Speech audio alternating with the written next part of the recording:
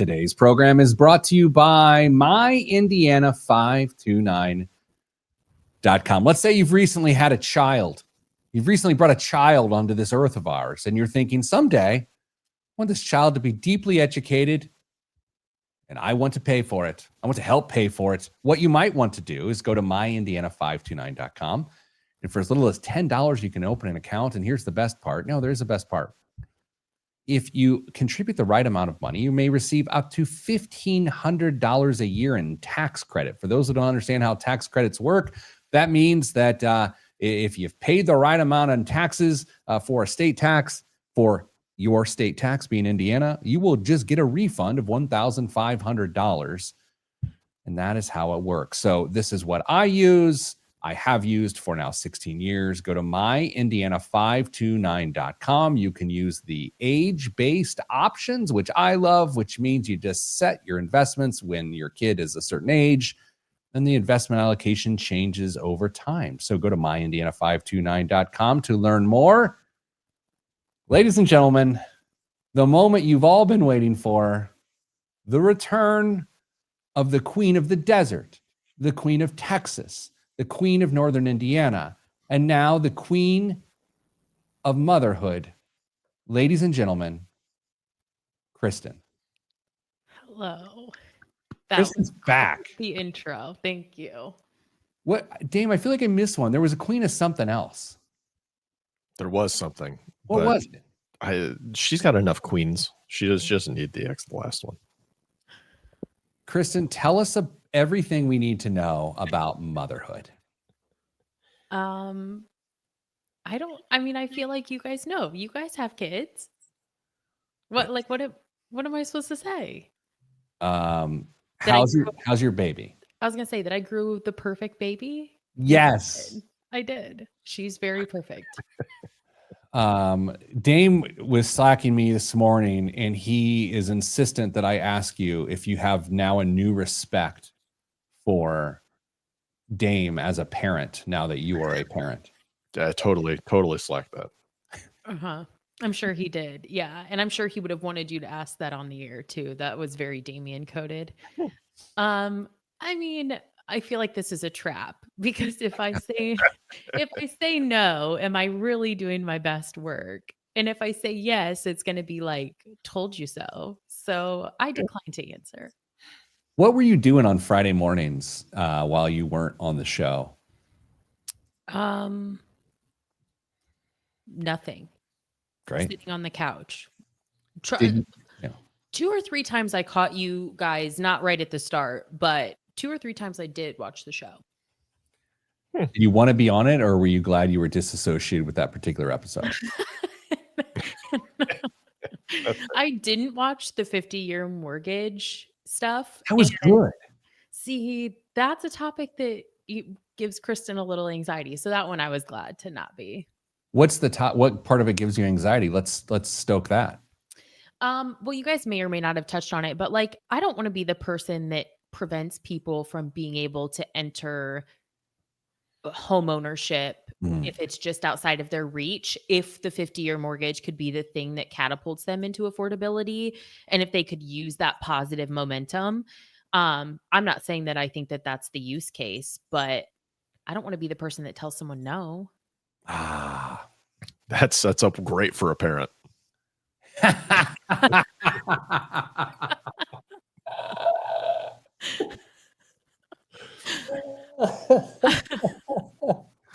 Dame is so aggressive, isn't he, Kristen? Oh yeah. Yeah, he is. Gosh, Dame.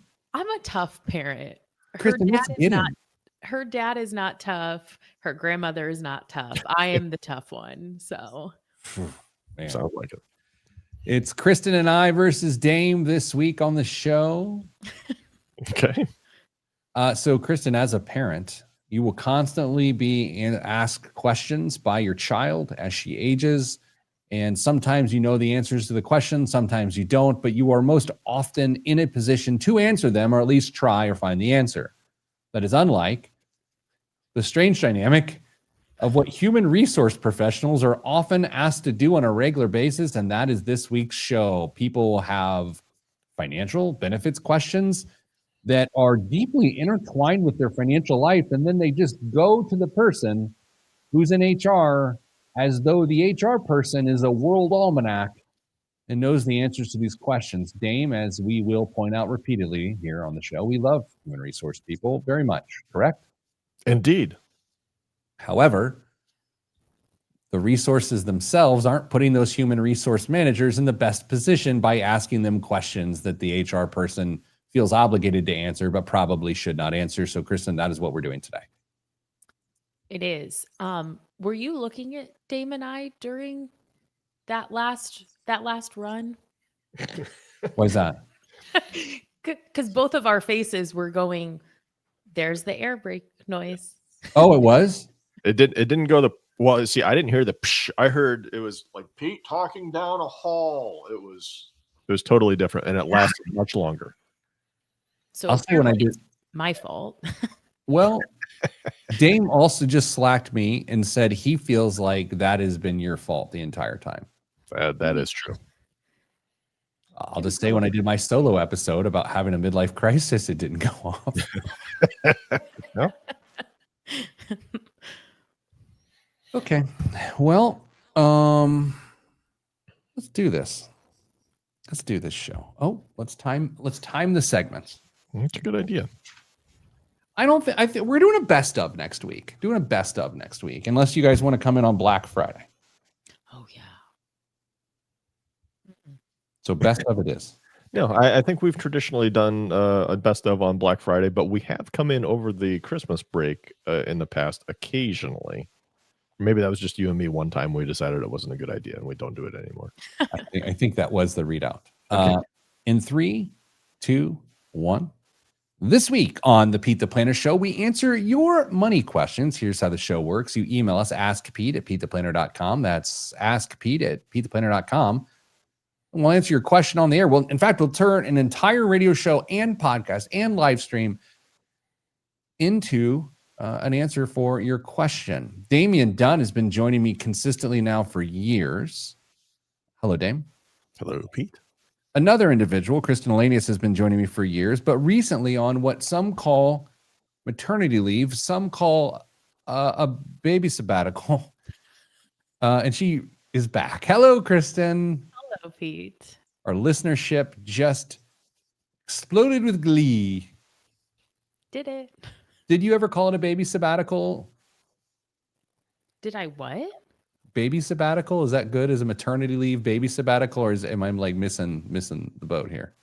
You think other people call it that, or you just made it up and you want to know if it's okay to say it again? Let's move on to this week's topic. Damian Dunn actually sent me the phrase baby sabbatical via instant message before the show, and I tested it. And Dame, I want you to know it's not going to fly this week. Okay. All right.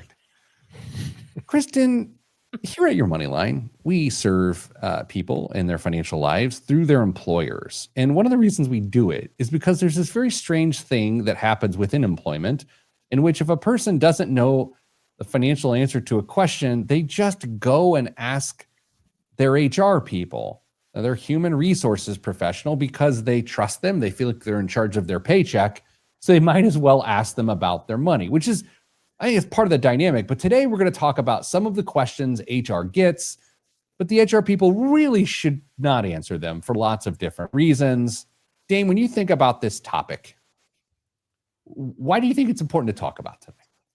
I mean, there's a lot of writing on some of these questions, and you want to make sure you're getting a good qualified answer, and HR people know a ton of stuff. There's a lot of stuff they can help you with in this process, but getting the nuanced answers to some of these questions, it's just not in their repertoire. And frankly, you don't necessarily want those people being the people that are advising you in these areas either. You let them stay in their lane, do their role, which they do extremely well, and then lean on somebody else who can help guide you with maybe not some influence that HR or concerns that HR might have anyway. So there's a lot riding on these decisions, and you need to find the person most qualified to give you the answer.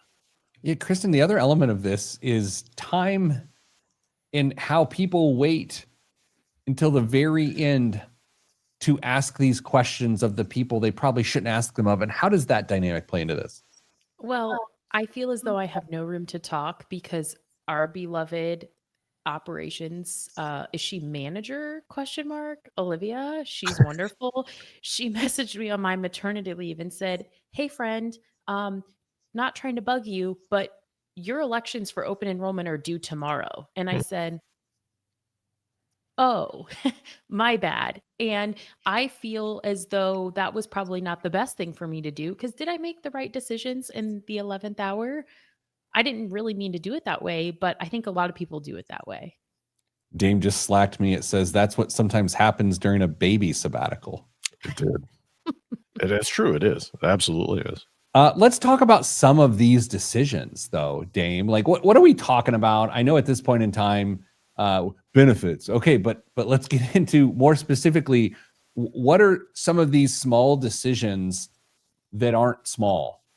Healthcare is usually the one that rises right to the top for a lot of people because it consumes a big amount of our paychecks and is so important to the overall well-being of our families that making a good educated decision on healthcare makes a huge difference for how your family can function on an annual basis. So trying to figure out whether you're going to be on a more traditional plan, PPO plan, or a high deductible health plan, and maybe pair it with an HSA. And if you do an HSA, how much are you going to be able to contribute to that HSA? Does your company match? And if they do, how much does that mean you can contribute to the HSA? There's all sorts of issues that go into the healthcare decision that, frankly, your HR person is going to know some of these ins and outs and what some of the stipulations are, but they don't know your personal details and they don't have time to understand and learn all of those personal details either because they're really busy. So healthcare decisions right to the top of the list. Kristen, I like to think of this topic. You sent it yesterday or the day before, maybe. I was thinking about it and I thought this is like food allergies, right? Like if your financial life are the particular things that you're theoretically allergic to, and the food are the benefits, and you just ask the kitchen about the food, or you ask your HR person about the benefits without them knowing what you can or can't handle based on your finances, that becomes the issue and that becomes the stakes. And then let's get into some of those other small decisions, things like retirement plan choices, right? Yeah, absolutely. And one of the things that I think is challenging is sometimes when you work for a company, your HR department might have more cross training in a specific area of benefits. Like maybe your HR department, maybe someone used to work in the retirement space or someone used to work in healthcare. And then maybe you get a little spoiled because you feel like you can go to that person for more specific advice. You might not be then making the best decisions for other benefits areas. And then when you go to a different employer, you kind of have this expectation that this is their role or this is their job. Or maybe it's just because they've been exposed to benefits for so long, you feel like it's their area of expertise. So I think that just adds an extra layer of, it makes it a little more complicated. Yeah, Dame, what else is on that list of small things that are actually big things? And we will get deeper into them as the show progresses. One of the things that goes right along with retirement questions is who do you list as your beneficiary? We get that frequently as well when we're talking to folks because that can be a challenging conversation, especially if there's maybe a couple of marriages wrapped up into the decision with maybe kids from blended families included. And how do you set those up? And how does that play into other bigger questions with wills and trusts and all that fun stuff? So, beneficiary decisions, FSA versus HSA decisions, those are big topics of conversation as well. I've had multiple of those over the last couple of weeks as Your Money Line talks to a whole bunch of people in enrollment period right now as well. So there are just a number of decisions that people are faced with that they're going to need some answers. What I think is interesting about this, and this is highly critical of the average American, is that they don't understand the importance of benefits elections. They just simply don't. They feel like preferences or toppings on a pizza. They're like, well, what do you like? And so then they ask that question of their HR person. They say, well, how do you do it? Mm-hmm. But meanwhile, The HR person is 30 years younger than you, has no kids, isn't married. Like, right? It's so different. It doesn't matter. Dame, another part of this too is, frankly, let's say you got a company with 500 people and you got 2 HR people.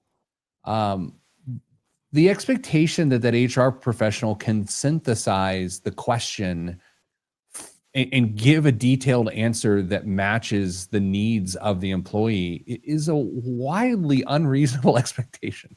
Yeah, I mean, they've just got too much going on. I mean, we didn't even talk about life insurance questions that come up all the time as well. I mean, there's any number of questions, but to put the expectation on an HR person to be able to sit down and take the time, understand your situation to the degree that they need to be able to give you good advice on what works best for you and your family, just is asking a lot of that individual.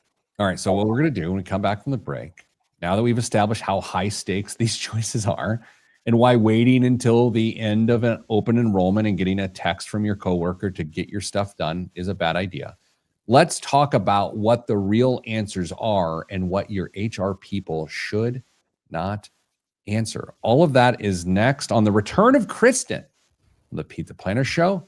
I'm Pete the Planner. This portion of the program is brought to you by HerculeanMealPrep.com. Hey, Dame. Yeah, Pete.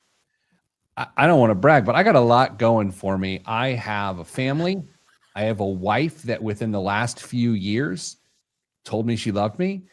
I have a car that I own outright. But I have to tell you, the best thing in my life was yesterday when I went into my location of Herculean Meal Prep and realized that they've got a whole load of brand new meals that I have not tried. I bought 18 of them. Oh, 18 of them, brought them back into the freezer. And yesterday I had, what do you think I can think? Maple bacon ghost mac. It was pulled pork with bacon lardons, if you will, over smoky ghost pepper cheese mac and cheese that's actually spicy. It was the best thing I've ever had in my life. Anyway, here's the thing. I also knew the macros. I also knew the financial commitment there, and I knew the convenience, and they're frozen. So today I'm having like pulled something on truffled whatnot. And now, come on, that's what I want. And that's what it said on the label. So go to HerculeanMealPrep.com, order it. It's frozen. It's so delicious. They have a buffalo blue burger bowl right now. I mean, my mind is just, I can't wait to eat. Here's the thing. I'm going to lunch with my wife today, and I almost canceled the last second because I don't want to order off the restaurant menu. I just want to sit in my office and eat by myself without her. So go to HerculeanMealPrep.com today and tell them Pete sent you. Two things. Okay. One, I just checked to make sure that they still have a location close to me, and they do. And so I think I will be taking a trip down there. I've got a few days off next week. I think I'll make a trip down there. Maybe they'll have a Black Friday special. Should have asked that. Should have found out. Second, I've already forgot what second is because I'm so excited about going to Herculean to get some food. Listen to these new meals, Dame. Mediterranean salmon with feta on top of it over quinoa, maple bacon ghost mac, braised beef white cheddar truffle mac, buffalo blue burger bowl, chicken pot pie. Guys, Kristen, how hungry are you, Kristen? I'm always hungry. What is your child's favorite meal? Milkies. Great. Yeah. I don't even know how that works. Have you tried like a turkey burger or anything for the baby yet?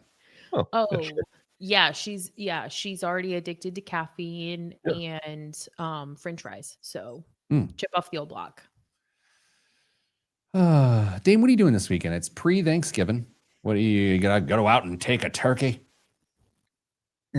No, I will not be setting out to try and hunt a turkey this weekend, unless you mean go to the store and grab a turkey at the last minute. But ours turkey is currently baking right now in our oven. So, no. How long do you bake your turkey, Dame? 168 hours? No, we do it ahead of time, and then we warm it back up. Oh, what's the fun in that? Why? Convenience. We have 1 million people in our house for Thanksgiving. It just gets out of control. Okay, Kristen, may I for a moment? Kristen I don't want to expose you. Kristen just slacked me, Dame, about this. And she said in her house, she likes to cook the turkey that day so she can isolate herself away from the rest of her family and enjoy the stress and anxiety that comes with having the bird done on time to the right temperature. And I'd have to stack hands on that. I would agree with her. I mean, if we're going to be completely transparent, turkey's way overrated. I could do without it. I actually can agree with that. I could do without the bird, truly. Danza says she likes your hair right now, Kristen. How is it different? It's quite a bit darker, gentlemen. Well, I noticed that, but again, Dame and I, as A, know better, B, to say anything, and B, as hairless people, we always just think we're misseeing another person's hair. Yeah, that's fair. I actually did my hair and my makeup and went to my dad's house last weekend after we took family pictures. And I walked in and my dad was like, "You look good." And I'm like, Wow. that felt like you don't think that I Totally. look Yeah. good most of the time. Thanks, Dad. I was trying to go solo layout on you so we could all look at your hair. No. But then I realized that that's something that you're not interested in. Okay. We'll do it I anyway. just slacked you and said, Oh, that's the joke we're doing. Guys, it's getting a little old, okay? Stop. yeah. Here we go. One of our coworkers, I have a pink sweatshirt, salmonish pink sweatshirt on with like a white, off-white sweatpant. And our coworker said, "You look like Not So Bad Bunny." Pretty funny. I mean, I wouldn't think those two colors would be very flattering on you, to be perfectly honest. It does. I do look slightly nude. I honestly was waiting for what was the mole rat from Kim Possible? Was what I thought the burn was gonna be. Oh my gosh. I've never been called a mole rat on the. I'll send you a picture. Dame just slacked me and said that he agrees that that's exactly what you look like. Actually, Kristen, I think you should slack that to the channel, the random channel, and just make sure, or HQ. That way they all get it. Hey, Kristen, I didn't want to put you on the spot, but Don't. what? I have a question that I want you to answer. Yes. Look right into the camera, if you would. Okay. If you guys, first of all, if you just listen to the show, you're much better off tuning in, youtube.com/Pete the Planner, especially in this moment. 23 minutes into the show, you can see Kristen. Not creepy at all. Kristen, your hair looks great. But here's why I have you here solo. Oh boy. Between Dame and I, who did you miss more? Like, I need an answer. No, I need an answer. Damian. Mm-hmm. That sucks. Mm. That's just not right. Surprises nobody. I am not missable. That's the thing about me. I'll be around and people are like, okay. But then I'm gone and they're like, oh, yeah. You know, not a missable person. Dame's missable. You know? I mean, I just try and not be all that engaged with most people anyway. That's interesting. All right. Well, Kristen, I missed you. Dame slacked otherwise. And let's start the show in 3, 2, 1.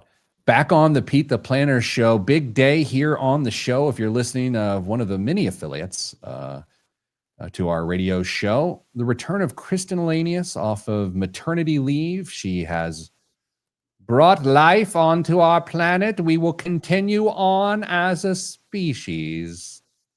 Kristen, that feels like a little much to welcome you back from having a baby. Yeah, just a little bit. But trying to help, what do they call that? The birth rate, like what is that called? Ours isn't high enough as a society. We need more people. The replacement rate? Yes. Just trying to help you guys out so that Social Security's there for you. Appreciate it.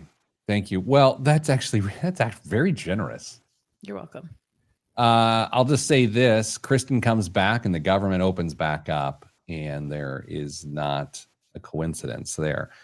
Today, we're talking about the questions that you please stop asking your HR people. We love HR people, but you're putting them in an untenable position by asking them very tough questions. All right, Dame. So I'm gonna ask a question here. Here we go. Which health plan should I pick, Dame? How am I supposed to know, Pete? What do you choose? Well, for me, I choose the most expensive one. How's that going to work for you? I'd rather not. What's the cheapest one?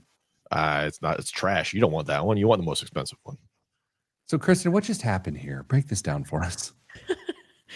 What happened is this is a really, really, really tough decision. And I think Dame and I both had trouble picking health insurance last year and this year for very different reasons. But like, especially because I knew we were having a baby this year. So, you're going to have a lot of medical expenses. So, but are you going to have enough medical expenses to justify the plan with the really high premium? And the spoiler alert, I'm very fortunate we didn't have that many. So now in hindsight, it's like, oh man, should I have picked a lower premium plan with the HSA? And then moving forward, you don't know the health of your children. So Ooh. how do you know what to pick? So it's hard. The health of your what? I was going to say kids and children at the same time. That is a word we can't say. Hey, at the break, we'll remind Kristen how radio works. You can't use the 7 words. That was honest. I was going to say your kids, but also children. And it just came together wrong. I'm sorry. Sure. I'm just kidding, of course. Dame, what is the real answer? Like when you get your head around a PPO or a high deductible healthcare plan with an HSA, like forget asking your HR team, like what do people really need to know? Yeah, in general, I mean, they've got to have a good idea of what the usage expectation is going to be for their family. If you know you got some, like Kristen said, if you know you've got some big expenses coming up, or you're a very consistent user, if you got chronic issues in your family, the PPO might be the better route because typically a high deductible healthcare plan with an HSA option, great option, by the way, but it's a tax win for low usage people, low usage families in those cases. So you got to know what your family needs in this case, and then you can actually start trying to back into the right answer if you want to do the math, which I know is kind of boring, but you can figure that out if you want. Kristen, here's the one that I think the number one question HR people get asked, usually when someone starts their job. Okay. How much should I put in my 401k? And the problem with this question and the problem with the answer is that if the HR person gives the wrong answer, I'm going to be dramatic here. I know I usually am not very dramatic, but in this moment, I'd like to be dramatic. In this very moment, a person can ruin their career in terms of wanting to have a peaceful retirement, because if they start off by putting the wrong amount of money in and they don't ask themselves that question for years and years and years, which happens all the time, that's a problem. Kristen, how much should I put in my 401k? Would you ever want to ask that of someone who knows nothing about your situation? No, absolutely not. And I think it comes from a place of wanting to help. And I don't know about the two of you, but I feel like the default among your coworkers, among HR pros is, well, the match is 3%. And we all know that's not enough. So if you go to someone and they're like, well, 3% is free money, and then someone puts in 3%, and this is the first time they've ever had a 401k and they're 40 years old, we're in big trouble. Dame, subconsciously, I think there's another part of this. If an HR person tells a person to take too much out of their checking or their check, and then the net income is lower than it would have been, then it reflects that the company's not paying the person enough. Sure. Or they might end up coming back and taking a 401k loan out of it eventually as well. And now, did you really do what was in the best interest of that individual? It doesn't have to be an overly complicated answer to this question, but you have to know what the trade-offs are for different kind of contribution levels. And my first real big boy job after I graduated was in a small traditional financial planning firm, independent. They had a simple 401k, a simple IRA at this shop. And I asked that exact question. How much should I put in this?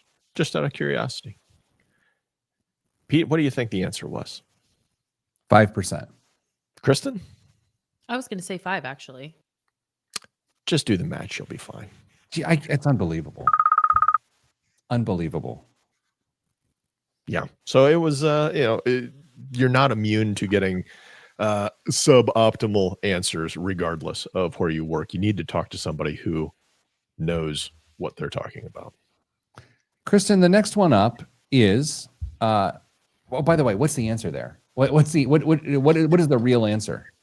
How much should you put in your 401k? Kristen, feel free to disagree. The baseline is the match if you can afford it. And then you need to work your way up to 12 to 16% inclusive of company match. And if you can go beyond that, wonderful. But the target needs to be somewhere between 12 and 16%. Yeah, I would actually love it if you would take that a step further as the employee and look up a retirement calculator. There's tons of them out there. If you don't have access to a resource within your wellness platform with your employer, find a retirement calculator and just try to get a rough guess of replacing your income. Lots of them will let you include Social Security. Maybe you don't want to plan for Social Security, and it'll give you a better idea, because that 12% might not even be enough. And I know that sounds really aggressive. Dame sent me a note before the show and asked me to, on your first show back, Kristen, disagree with you as much as I could. So I'm taking that direction from him because you missed him more. I hear you on the retirement calculator thing, and in a perfect world, that is great advice. I think it is advice that for the average person signing up their 401k at orientation, that's one that is hard to do. It is hard in that moment when the person's standing over you, like, hey, fill it out. We're going. Here we go. People generally have to fill things out pretty quickly. And their education level as to what a retirement calculator is tough. And Dame, to your point, I'm going to disagree with you. I would keep the match completely out of it. I would literally say bare minimum 10%, and try to find your way to 15. And I know my advice is technically wrong. Like, it is actually, your guys's are technically correct. And it's technically wrong, but I find mine more practical. This is why I missed Damian more. I know. As long as you understand you're still practically and technically wrong. Yeah. I've been married for 25 years. Kristen, which investments should I choose? Just tell me. Just let me. I don't know anything about this. Which investment should I choose? You actually don't even have to pick. Just leave it in the cash reserve. It'll be great. Okay, Dame. Actually, who said in the chat here? Andy may have said that if you've got like a very conservative person giving you direction and you don't know, you're just going to adopt their risk tolerance. And that becomes problematic. You end up in the fixed account earning a 1.5% for 40 years. Not good. Not good. And the reason Dame said that, because it's time for a break. Coming up after the break, more questions you should not ask your HR people and what the real answers are. All that's next on the Pete the Planner Show. I'm Pete the Planner. This portion of the program is brought to you by myindiana529.com. Why do I bring it up twice in one show? Because it's that time of year. Got to go in there, drop in your final deposits. No, you can't get a tax refund. It's a non-refundable credit on myindiana529.com, but it will reduce your tax burden, and that's special. So please go there today, myindiana529.com. Kristen opened an account recently. Damian and I made contributions to it. He and I tried to guess what the other person was going to put in and then put a little bit more in than the other guy. And Damian won that contest, and that is why Kristen misses him more. Go to myindiana529.com, and when you're at Thanksgiving this coming week, look across from the table, the people you disagree with so much politically, and say, hey, can you just make a deposit in the 529 this year instead of buying them a hat or something? That'd be great. That's myindiana529.com. It's funny that was the copy they sent over. It was. I mean, it's really interesting. Must have a very, outside the box thinking person in marketing. I was thinking yesterday, Dame, because I was really excited about going to Herculean and buying my stuff yesterday. And I was like, I'm going to talk about this. And I thought, at what point do I get the email? That's like, hey, you've gone a bit too far. I know what number 2 is going to be that I was going to ask you between the last segments. Do they recognize you when you walk in, like Norm from Cheers, like Pete? I wish they did. It would help my ego. They do not. And actually at the register yesterday, I wanted to be like, I heard about this on this great podcast. Dave, that's a really great question. But no, I don't. Hmm. I don't. Bummer. I know. I'll mention it at my store when I go over next week. Dame, can I give you some breaking financial news that I'd love for you to react to in real time and like honestly react to? Make him full screen. Okay. Okay. God, he's handsome. Let's take a look. Dame, let's see where you're looking these days. Wrinkles. Really? Where? Come on. I can't get any zoomed in anymore. Plus, I can't see. You're a ways away. Yeah, it's all right. Trust me, they're there. Okay, Dame, real time reaction. Here we go.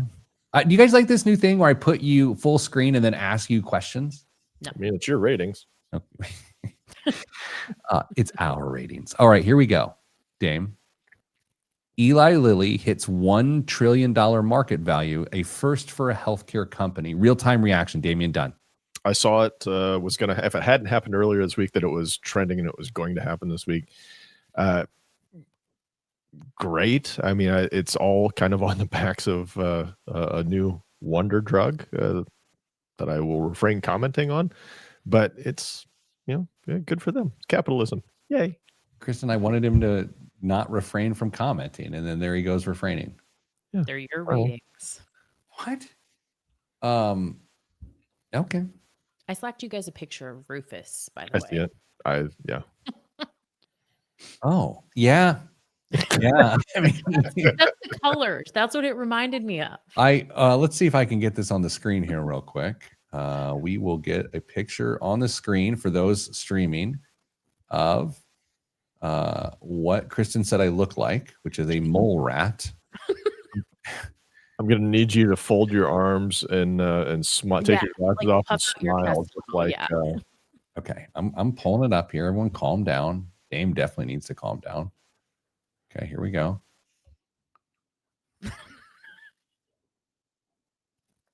What do we think?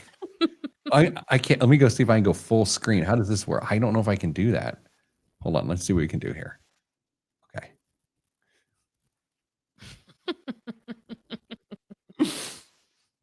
Gosh, Kristen, that's really good. Told you. Are you laughing that hard? Yes. I feel like you're laughing at your own joke, though, for really thinking about it. No, I'm actually laughing at your ability. Like me thinking through the fact that that's probably just like an average day in your house being roasted alive and how I'm just not tough enough for it. Dame, I want to know if this happens to you. Sure. Okay. My teenage children have this bit going on where they constantly tell their mother, my wife, my life partner, how much they love her on a pretty excessive basis and go and hug her and snuggle with her.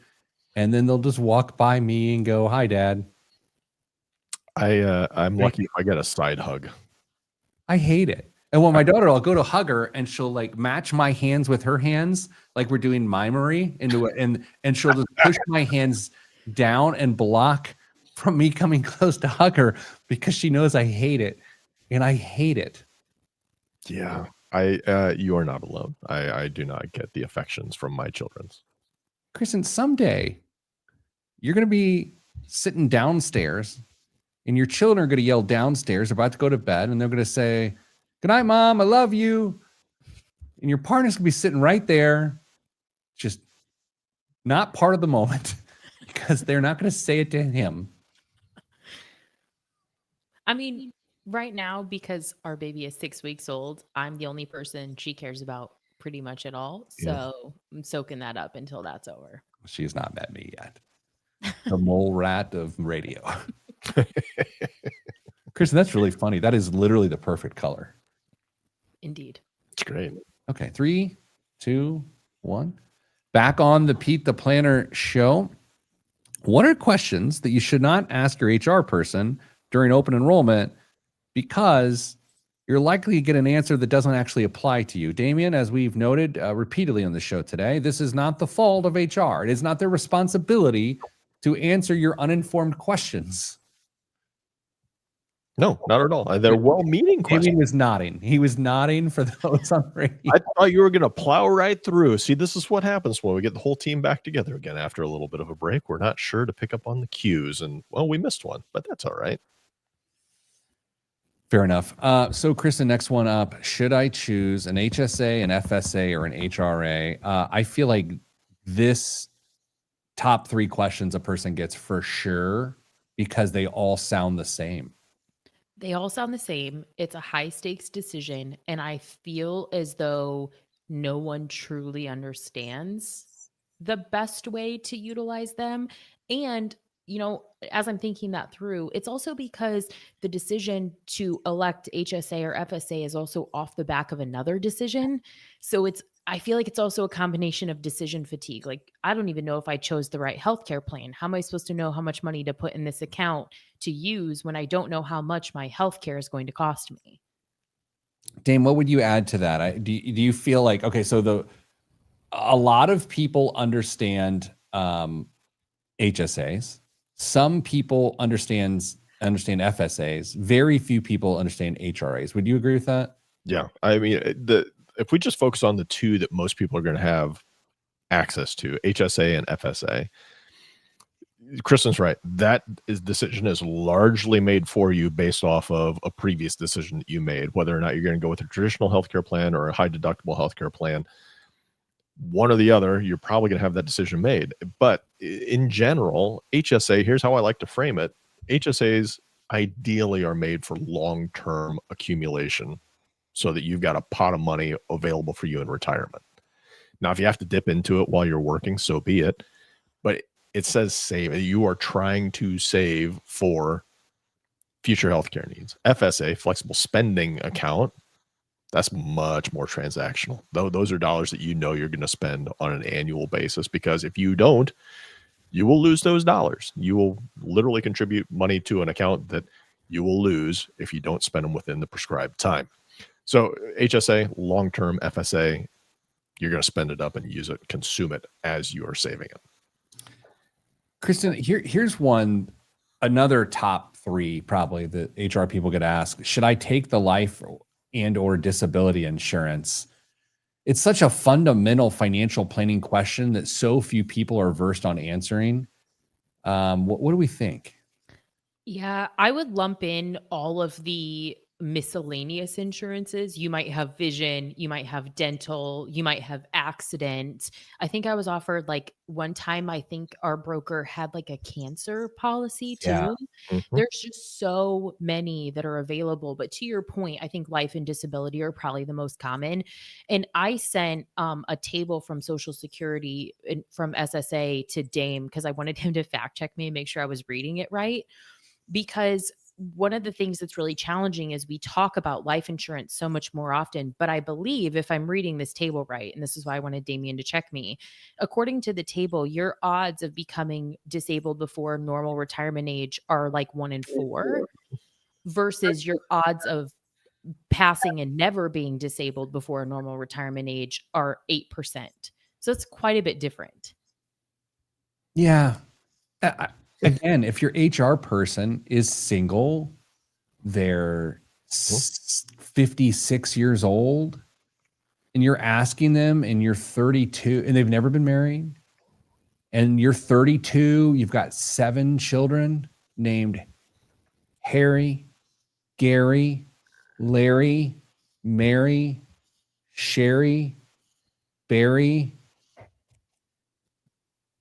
and Rick. Yeah. Then you just have different needs, Kristen. That's exactly right. And it's so hard because in a moment of transparency, I elected an FSA this year, and trying to decide how much money to put in that account, you guys, was kind of anxiety inducing, especially because I waited until 11 p.m. the day before. But yeah, I mean, let's be honest, Kristen, if that's anxiety inducing for you, Dame, right. Well, come on. No, it's no wonder that people just kind of throw their hands in the air and they just eventually check one that they think they're most comfortable with and go, whether or not it's the actual best solution for them. But another potential risk that you run into is if you ask a question like, well, is this enough? like for life insurance. We have this conversation all the time. Well, I've got the life insurance at work that's equal to my income, my salary. Great. It's probably not anywhere close to enough for you. Now, maybe if you're 60 and all your kids are out of the house and you got all your debts paid off, maybe that's great. That could be perfect. But if you're, I don't know, 30, just had your first kid, life insurance probably needs to be a little bit deeper than just what you're getting at work. And you may not get that advice from your HR person. I have a spicy take here. I think one of the biggest butcher jobs of decision making at enrollment time, open enrollment time, is life insurance election. I think people Kristen is skeptical of that. She gave me a mole rat look. Kristen, why are you skeptical? Let me finish 5 more seconds on it. I think because most people are underinsured with life insurance, the easiest path to closing that gap on an okay basis is through group coverage and voluntary coverage. So, Kristen, do you disagree? Now, Dame's shaking his head. I've upset the entire apple cart, and you're the apple, and he's the cart. Let's go. I guess I want to make sure I'm giving you the benefit of the doubt. You're saying because there's more risk, in the comments, Big Rick says that there's a false sense of security, right? Because you might not be able to take that policy if you were to leave that employer. Is that what you're saying? No, Rick makes an incredible point there. He's right. There's often not portability. What I'm saying is people are underinsured, and the path of least resistance to get more properly insured is just take the extended group coverage, but they don't understand that it is the path of least resistance and that they are underinsured. And you can kind of solve the portability problem later. But I just think people should have more life insurance through their employer at the very, very least. But isn't that better than nothing? No, that's what I'm saying. They don't do it. You're making my point now. Oh, I'm saying they don't do it and they should. Okay. Then yes, I agree with you actually. Wow. Dame? Employer life insurance should never be the cornerstone of your life insurance plan. You should own your own life insurance. But if you want to use that as icing on the cake or to get you a little extra coverage, great. And of course, there are situations where you're uninsurable on your own and you just soak up everything that you possibly can through your employer and do the very best you can in those situations. Because these decisions, as we've noted countless times, are incredibly personal and specific to your own situation. Kristen, could you summarize what an HR person really can and should answer? And then Dame, you can handle what they really cannot. If we can summarize here in the last minute of this segment, Kristen, fire away. The things that your HR professional is there to help you with are the logistics and the administration kind of how all these things come together, letting you know when the deadlines are, who are the people that you need to contact. They're kind of like, I view them more as your coach, right? They're your Bill Belichick. They are not the one they shouldn't be ultimately making these decisions. They're advising you. You have to go out and actually execute on these plans. And so when we're talking about actually making those decisions, Dame doesn't agree with me. When we're talking about actually making those decisions, that's your job. They're just more of an advisor to you. What? I was just looking at the time. I don't have to answer the question now. Oh, this is so good. Guys, I'm so glad that we're all back together at our Thanksgiving cornucopia of fun and family. Dame, what can't they, hold on. Let me wait just a couple seconds here. Dame, Kristen just answered that question with, we had about a minute left, and I wanted to turn to you. She said what they can answer, and what I'm turning to you to ask is, what can they not answer? What do you think, Dame?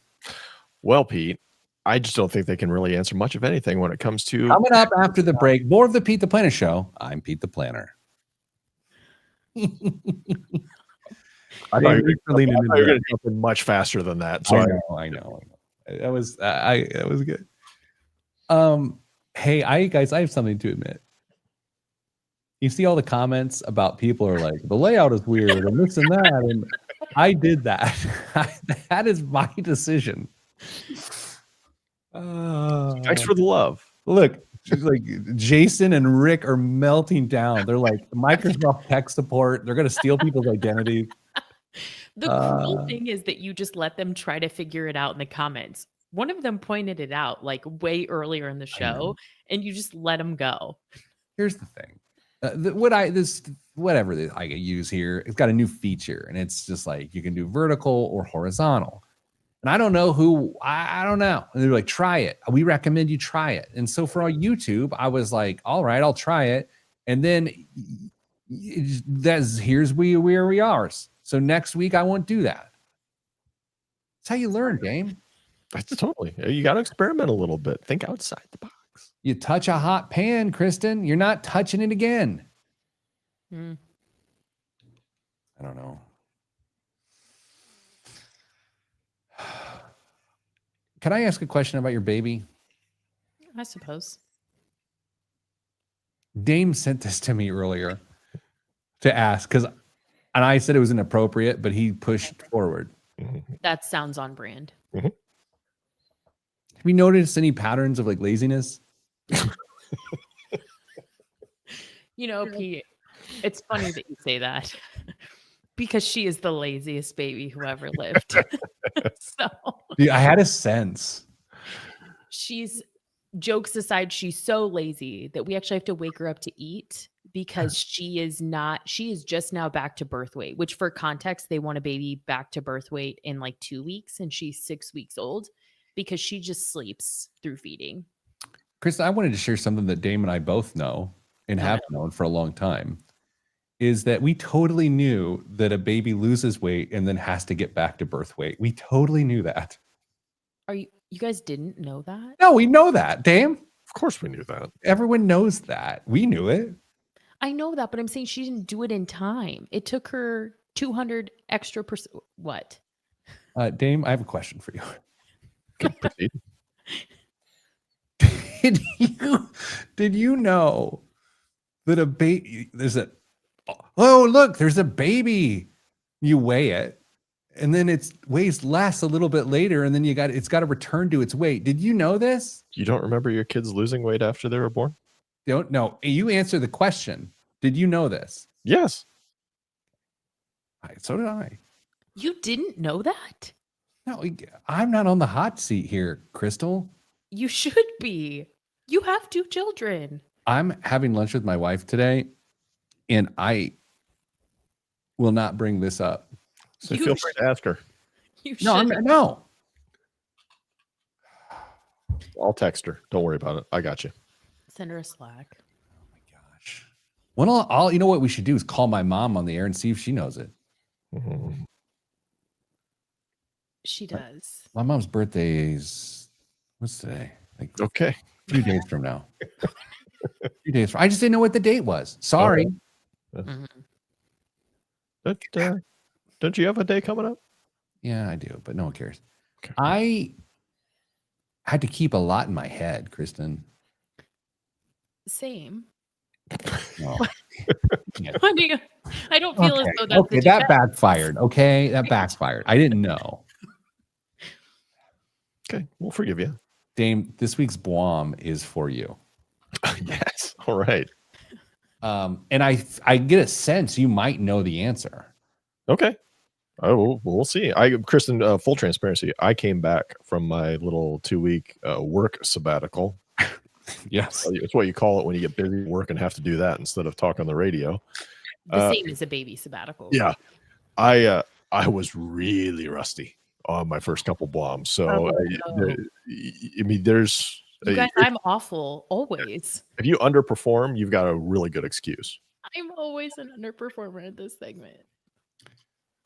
Dame just sent me a Slack that said, when are you going to get off the funny sabbatical? And I think that's rude. Sorry. That's rude. Okay. What? I never claimed to be funny. No, he was saying it about me. Him, not you. You're saying about me. I was like, it's not my job to be funny. This isn't my show. We don't count on you to be funny at all. Thank God. You know what's so funny about me saying that Dame said I was on a funny sabbatical is that the way that landed, it wasn't in fact funny. Quite ironic, truly.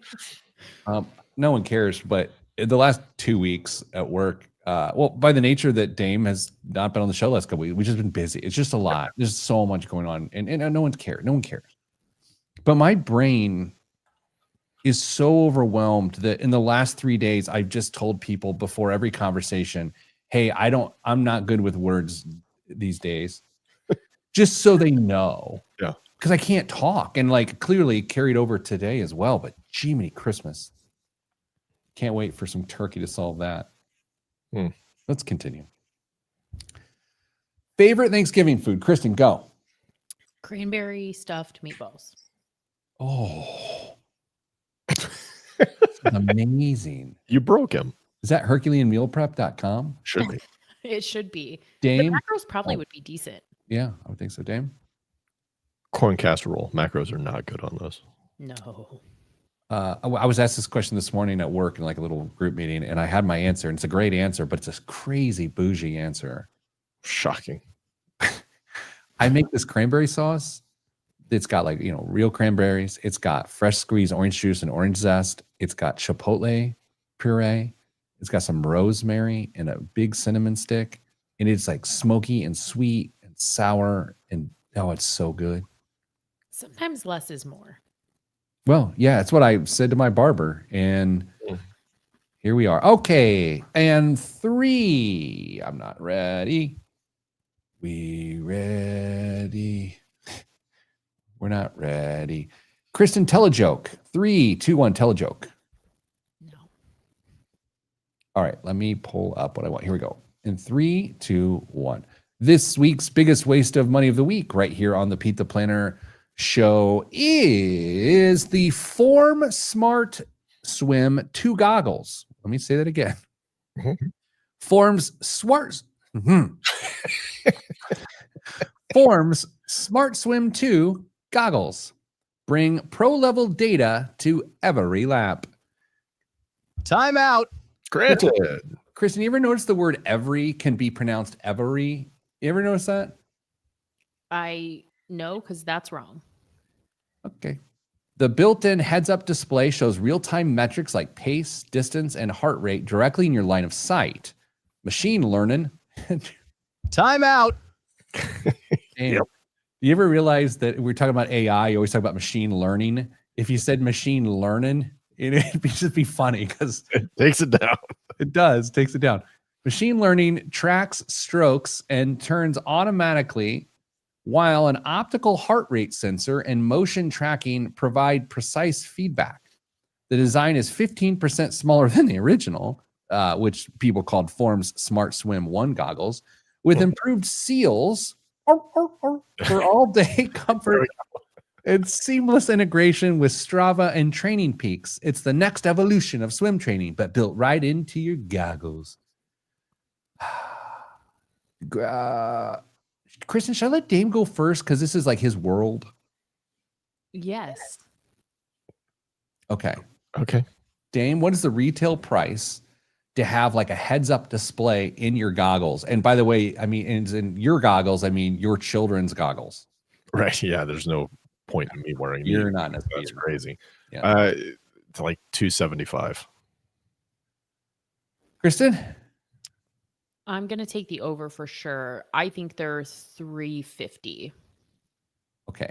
I need to go out of full screen for a second because we need to have a moment on this show. This is an important moment. Dame? Dame? Yes. Are you being honest with what's happening here today?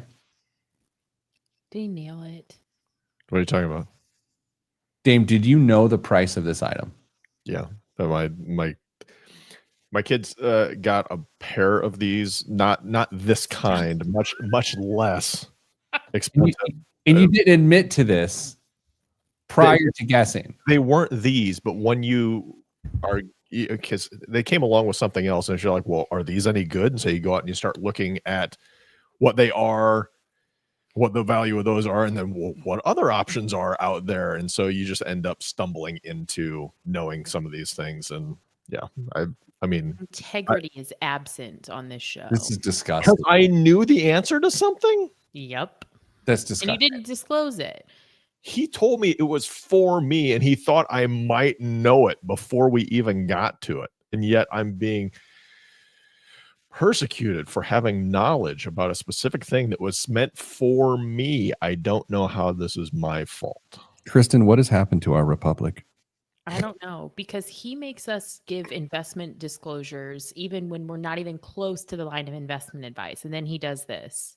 That's shady. I mean, I'm a week away from being his age, and if this is what I have to look forward to is just fraud and dishonesty, then I don't want to keep aging.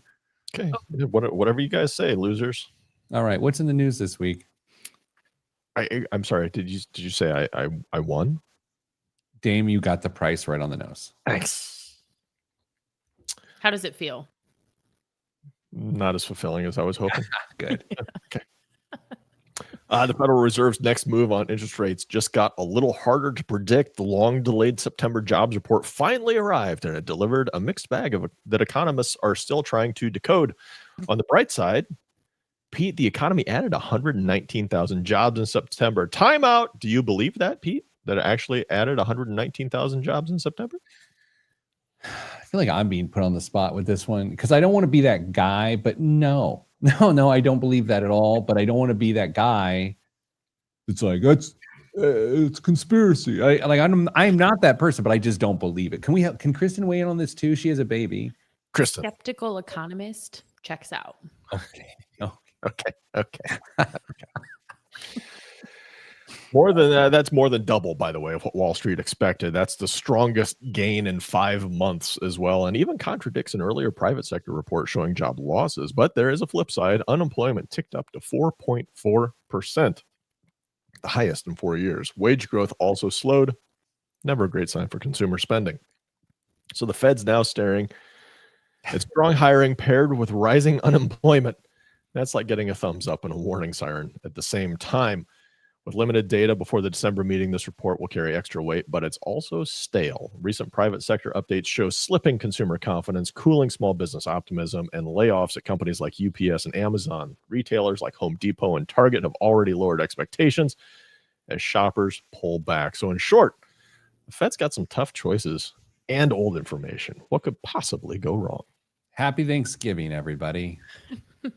Kristen, they can't possibly lower interest rates at the December meeting, right? I wouldn't think so, but as Dame is going through all of these metrics that were like, okay, yeah. I for a moment, I had a brief moment of empathy for people who call the stock market gambling as Dame was going through. Because I'm like, I don't know that any of this is actually real or makes any sense at all. Dame, not lowering, right? No, I think there's way too much disagreement on the board at this point, or the committee at this point to lower, but maybe next January or February. I don't know. It just feels so reckless. Yeah, I think they're going to stick this time. What other great stories do you have for Can I do a fun one? Yeah. Can a one-hit wonder support a publicly traded company, Pete? Yeah. We're about to find out. Baby Shark has been haunting parents for nearly a decade, believe it or not, racking up more than 16 billion views to become the most watched video on YouTube ever. And now Pinkfong, that's Fong, F-O-N-G, the South Korean company behind the earworm, has officially gone public. And with a strong debut, the company listed on the Kosdaq with a $53 million IPO. Shares jumped as much as 62% that day before closing up about 9%. Not bad for a business built on one unforgettable tune. The bigger question is whether Pinkfong can move beyond its signature hit. The company has other kid-focused franchises, and analysts think that the global appetite for South Korean entertainment could lift its future projects. But only time will tell if Pinkfong's next song can do better than Baby Shark. And yes, the tune stuck in your head. I had to do it. It was right there. Sorry. Yeah, Kristen. What's the business? Kids entertainment. Oh, Kristen, do you sing songs to your new baby? yes. Do you make them up, or are they like songs that already exist? They already exist. Dane, I would presume you'd sing songs to when you had new babies. Yeah, of course. Did you make them up, or did they already exist? I mean, a mix of both. You would also get creative with lines to songs that already exist as well. Totally. So we don't need this bomb of a company. I will say the sort of South Korean culture being like hot and people wanting to be part of it, totally legitimate, right? My daughter was doing some Korean dance the other day from TikTok. So yeah, I don't know. That this one doesn't feel great. I'm not suggesting people will short sell, but that doesn't feel great, Dame. What do you think it's happening? You think it's going to be a good thing? I think it's going to be a really tough long-term trajectory for success for that company. All right. With a few minutes or a few seconds left in the show, we're going to have Kristen sing us a baby song. We've actually already banned Baby Shark in this household. It's on the list of never to be played. So that's great. Well, hey, happy Thanksgiving, everybody. It's my favorite holiday in the whole entire world. I love it so much, and I hope you guys have a great Thanksgiving. Kristen, thanks for coming back to the show and not just going, yeah, that was better without it. So, Kristen, welcome back. Thank you. I'm glad to be here. Yes. Dame, happy day to you, sir. Same to you. Everyone else, any good vibes? Because good vibes are all that's in the budget. Have a cornucopia of love and appreciation on Thanksgiving. I'm Pete the Planner. I didn't know what our first show back would feel like. And? Well, still not sure. Well, it felt like something. There was good. There was bad. There was misinformation during ads. Like, it was great. Only partially. Partially, but reasonably important. Yeah. Oh, gosh. Not Herculean. Those were all accurate. 100% accurate. Stuff. All those meals are actually available through Herculean.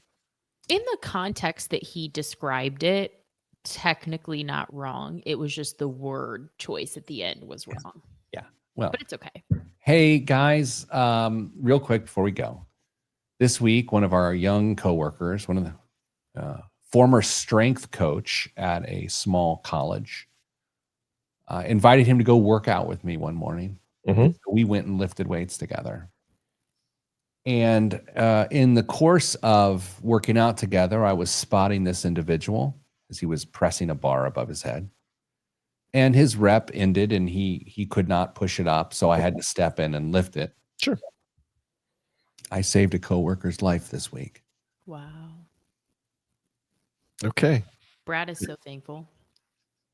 Yeah, he did. This young man didn't even say thank you. I mean, literally, if I was not there, his skull would have gotten crushed. I mean, isn't that what you were there to do anyway?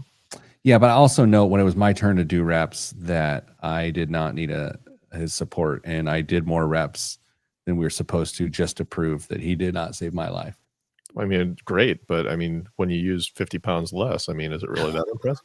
Same weight. Oh. Okay. Plus 25 years. Okay. Well, good for you. Oh, hey, Saul Jeremiah just joined the show. Sorry, Jeremiah. Stay getting my